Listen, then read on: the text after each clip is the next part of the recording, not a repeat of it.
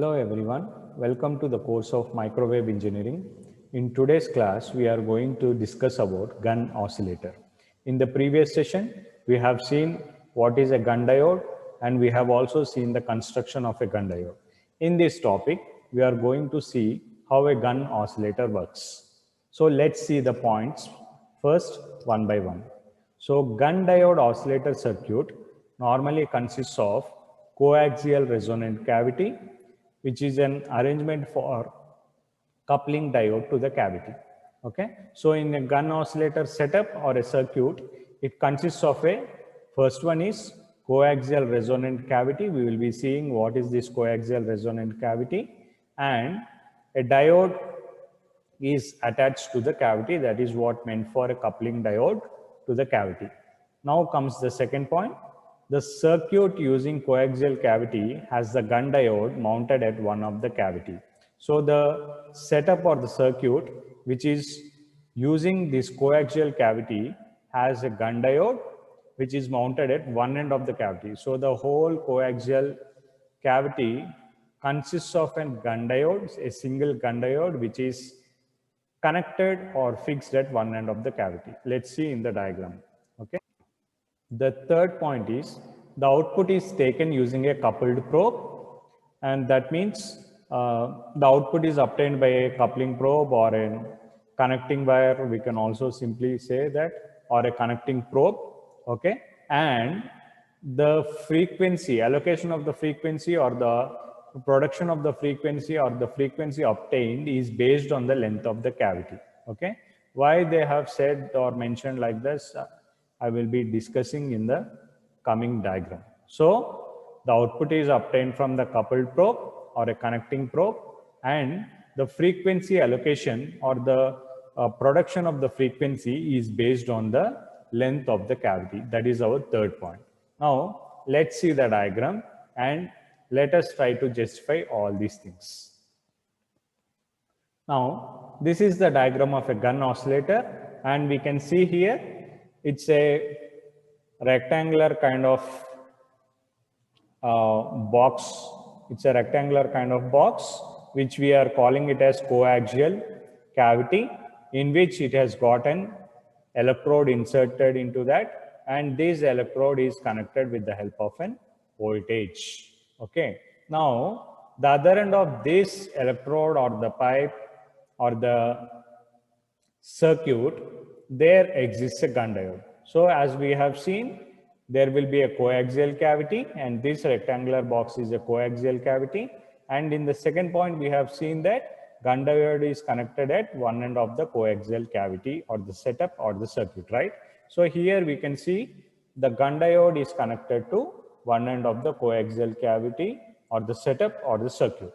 Now, the third point is the waveform or the output is obtained from the coupling probe. So this particular part is nothing but can be our outlet from which we can obtain the waveform or the waveguide or the signal.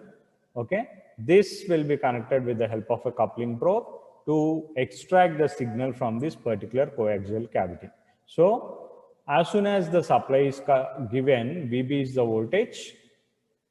As soon as the supply is given, okay, this gun diode keeps on oscillating, through which the oscillations generate some frequencies, and these frequencies will be moving along this cavity to and fro, which keeps on generating much signals as well as more frequencies, which results in the higher amplified signal or a huge frequency. So we already know the concept of a cavity, right?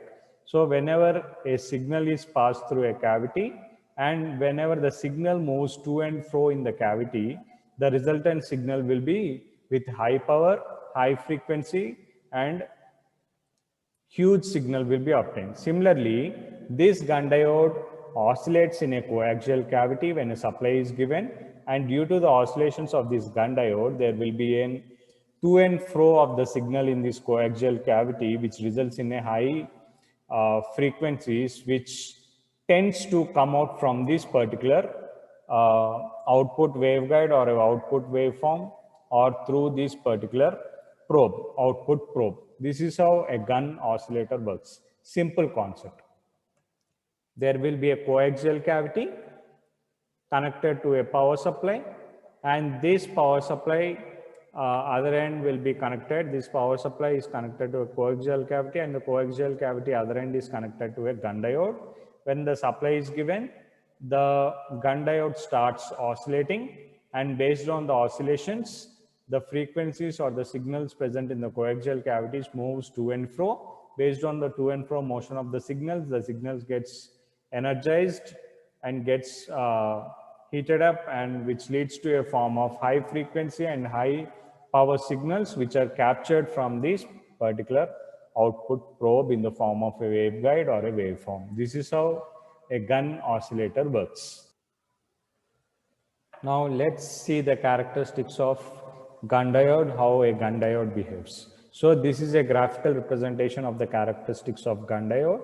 Okay, we can see a graph plotted against current versus voltage, or the voltage versus current. Okay, so voltage is in the x-axis and the current is in the y-axis. So this voltage V is mentioned as the forward bias voltage in volts, and the current is mentioned as forward current in current I in milliamperes. Okay, so and this negative V is the reverse bias, and the positive V is obviously becomes the forward bias. Now, the characteristics of gun diode is in such a way like, as the voltage increases, the current also increases along with the voltage up to a threshold point. Okay. After that, even though the voltage increases, the current gets drops to the bottom. Okay. Now,